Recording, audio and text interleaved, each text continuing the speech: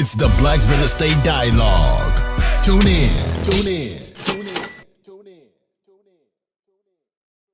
I grew up with a big family and a big family on both sides, my mom's side, my dad's side. It's so many of us. My grandmother, she had purchased a home for the entire family to, kind of grow up in Washington, D.C., Northwest, considered the Petworth area. But I didn't really see a lot of, there wasn't a lot being passed down. Everything that I'm doing, I kind of just learned. And I've seen a few, just aunts, uncles do some things. But, quite naturally, you just kind of learn as you go. But one thing I know is that we had a home that we all were able to come to and, for Christmas, holidays, Thanksgiving. And when time came, my grandmother passed on, we sold the home. And I was devastated by that because the house was purchased for, $40,000, many, many moons ago. And at the time it was being sold, it was right before the turn in DC. And I knew that it was happening, things were changing, neighborhoods were being cleaned up. And I begged my aunts and uncles to just keep the home. Just keep it. The house was paid off. Let's, just pay the taxes on it. I was in college, so I wasn't in a position to I didn't have a lot to leverage from that. But I wanted to keep the home. So, $40,000 home valued at, $500,000. And now I Googled the home not too long ago, and it's, worth almost $1 million. So, you just kind of think about those things and, growing up, no one said, keep grandmom's home, stay where you are. So you just kind of take some of those lessons and, try to apply it in your own life. So that's kind of a little bit of background here. Thank you. And for me, growing up, I've always lived in a house. My parents, they had fairly good jobs growing up. I didn't see my grandparents purchase homes, my grandmothers purchase homes until later in my childhood, but I did go through the process of purchasing a home as well as losing a family home as I got older.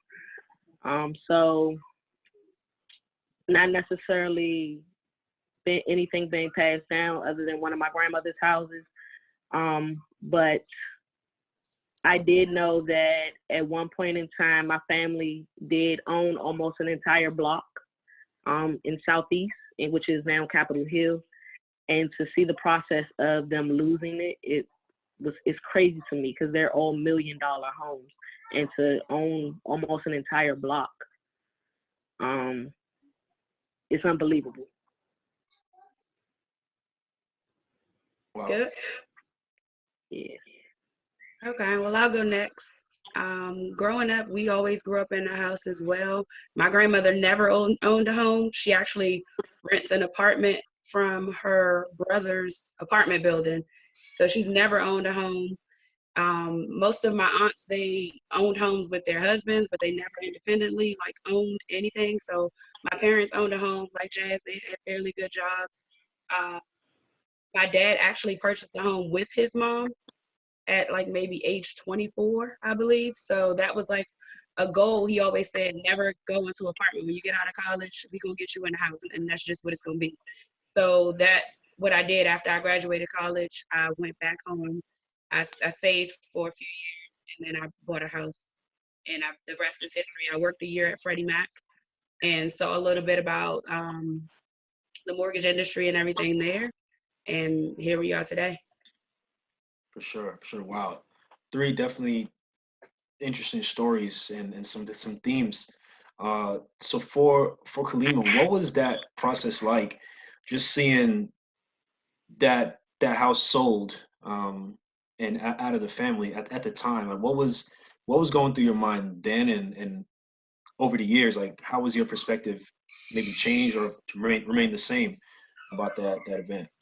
Yeah, so it definitely shaped the way I looked at my ability to do things. I knew that once I finished school, I wanted to own. I didn't know how and what that would look like for me, but I knew that in the city that I grew up in, I had the ability somehow to get a piece of the pie. So what I ended up doing was graduating college. I went back home and stayed with my mother for about a year or two. I went back to school because that was right around the time the recession had hit in like 09, 08, 09. So I started working a very humble job at Target because I couldn't find a career job just yet.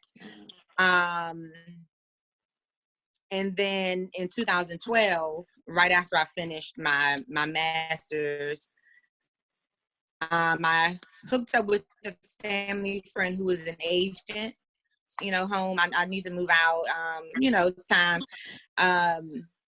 I want to buy a house to live in. So initially going into it, I was just thinking, okay, I'm just going to go find me a townhouse somewhere, maybe in Maryland. I looked at, Upper Marlboro, all over the place. And then the agent said, you should think about multifamily. At that time, I didn't have any children or anything like that. So we started looking. I was like, that's a good idea. He's like, you can rent, live in one of the units and rent out one of the others. And, maybe your mortgage can be taken care of that way. So it was at that moment. I knew ownership was my goal, but my direction kind of changed. So I went from looking for just a house to live in to purchasing a duplex in Congress Heights in Southeast DC. So I purchased in 2012. My first tenant moved in 2013. She's still with me to this day. Wow. And she essentially is taking care of the mortgage in the property. Very cool. Very cool. And Jasmine, you mentioned that, you seen your family go from owning a block to that not being the case anymore. What was that like for you, just watching that unfold, back then, and also now, of course, seeing how the area has progressed? In high school, it was kind of mind-boggling, because even then, I think I still understood what real estate was and the potential of home ownership was. So when they sold the last house, which was my great-grandmother's, her actual house, it kind of was devastating. And to now see, and me and my parents have these conversations now, that is because in high school, I went to private school, and we had moved out Maryland, and we had these conversations of, man, we were paying for tuition. We could have kept, a house. We could have potentially been the person to take over those houses as they were being sold. So, but you live and you learn. Trying to correct some of the things that we saw growing up. It's just mind-boggling, honestly, because just to know that you had a gem in Capitol Hill, which is it's rare to find anything under $1 million in Capitol Hill right now. Wow. And we had at one point, I believe it was 7 homes my grandfather owned. Wow. And we don't have anything now. Wow. So were he kind of sold off as he transitioned?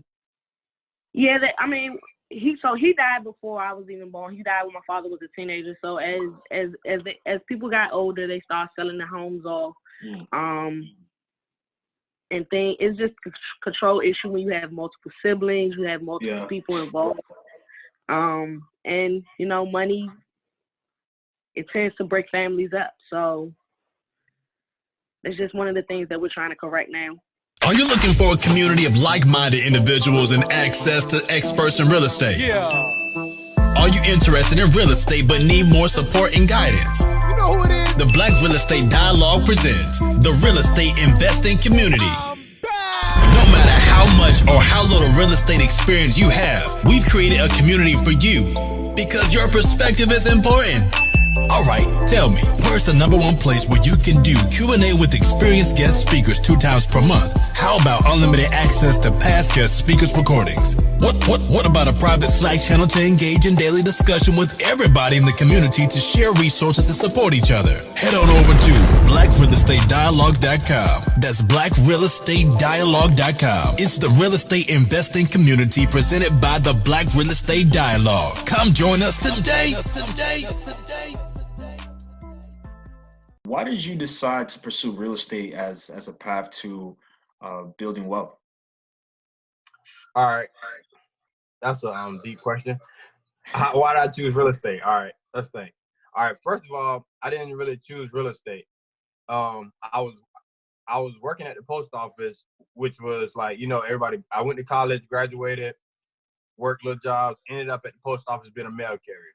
So while I was doing the mail thing, the first year I worked there, it's my first time. Anybody first time making, let's say maybe 40, 50 grand a year, it's an exciting time. So that first year I worked there, we bought the cars, we bought a house, bought a dog. No, we already had a dog, but we bought the house with the picket fence. We bought it, right? We was living that. And after that first year, I realized I signed up I got 29 more years to do this, and everybody laughing like, oh, we'll see it. We'll be out of here in like 4 years. And I'm like, man, I can't do this for 29 years. So that's when like the wheels started turning. Like, it got to be a better way. So I started. I actually discovered the podcast while delivering mail, and I discovered the Bigger Pockets podcast, which I know everybody should know about that by now. Bigger Pockets podcast is like #1 real estate. If you listen to every episode, I'm pretty sure you're going to buy a rental property. It's probably like a high rate. And that's what I did. I discovered the podcast, and for 4 years, I listened to the podcast and while I'm delivering mail. And next thing you know, I built up the courage and saved up the money to do my first investment. For sure. And what was that first investment like? Can you walk us through that process? All right. This the part where you can start.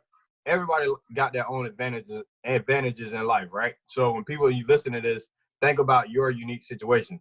All right, I listen to all the podcasts, and basically when you listen to all these different people come on and tell their story, you basically imagine yourself having a tool belt, and each person is a tool. So I got a hammer, I got a screwdriver, I got another tool, right? So I got all these tools. So what I pictured was I already had a house. And guess what happened? The house appreciated. So I'm like, what can I do? It don't cost you. I talked to the realtor. She said, oh, it's free to sell your house. I mean, it don't cost you anything, you just list it. If it don't sell, it don't sell. You should have told me that. I can just list it at whatever price I want. So she said, yeah. So we came up on a number where I make this set amount of money. I started out right there. That's like most people. They don't care what they sell it for. They want to know how much I'm making. So I'm like, if I can make this much money, I'll sell it. So I put it on the market. I was like most people at a high price, right? So it was on the market. We had for our first property, we had 25 showings and and that's over like a 4 month period. So my wife, she had gave up. She was like, let's just take it off the market. But at this point, I'm like all the way in. I'm like, man, we got to sell. I ain't got the motive, like we get a new house. So we had 25 showings, but we ended up selling it, and we made a pretty decent profit, So I was like, dang, it'll take me like a half a year at the post office just to make this much money, Mm-hmm. So that's like the first initial purchase. I mean, that's the first time I thought like an investor and acted on it. So I basically lived in my house for a year and a half, and we ended up selling it, making like 20, 30 grand, Wow. So I was like, I'm addicted. For sure.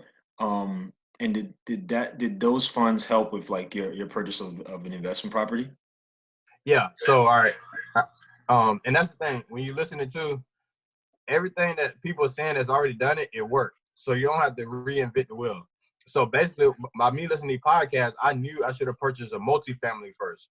So I'm like, all right, we're gonna get out this house. We're gonna buy a multifamily, because at that point, I had car payments, I had a house payment, and we were just saving, like a little bit of money. So I'm like, we can live for free. We buy a duplex. So immediately we move out. I start looking for duplexes, anything 2 units to 4 units, because with that, a 4 unit or less, you can get an FHA loan and put 3% down. So we're looking for duplexes, triplexes, whatever, for like January to probably like May, man. And none of the numbers made sense. Like I had been analyzing deals so I could run the numbers, and none of the deals, like they weren't coming out where it was a good deal. So I came across a house with we went to look at it. It said mother-in-law suite attached. So I was like, let's go check this one out. We walk in throughout the whole house, right?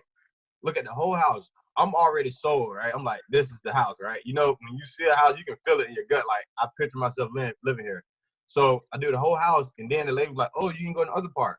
I walk down. It's like, it's a converted garage. So they converted the garage into a mother-in-law suite. I walked in, and it's a brand new, like, mini studio. Kitchen, bathroom, brand new. Living room and bedroom together. But I'm like, asking price. Let's go. You know what I mean? Yeah. Hi everyone, Sam here from the Black Real Estate Dialogue. Make sure to hit that notification bell and that subscribe button, and to visit us at blackrealestatedialogue.com.